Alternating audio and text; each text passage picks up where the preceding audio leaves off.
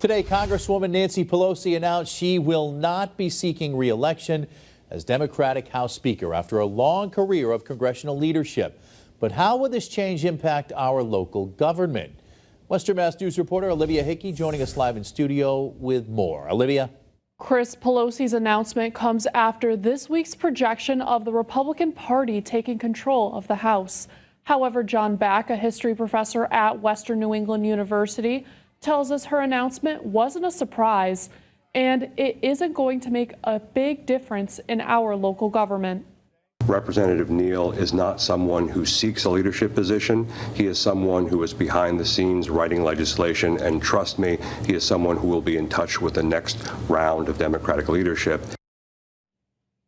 In her speech Thursday afternoon, Pelosi says it's time for the next generation to take reign of the Democratic Party.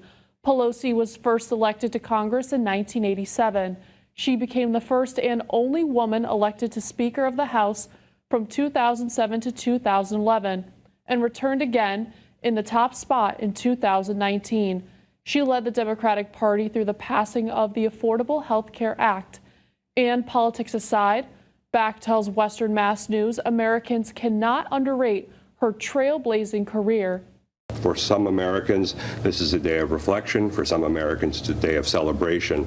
But I think we can't underestimate her impact on America and her symbolic and real gains for women and for Italian Americans. Pelosi is still a member of Congress and will continue to serve the term she was recently elected to. Reporting live in studio, Olivia Hickey, Western Mass News.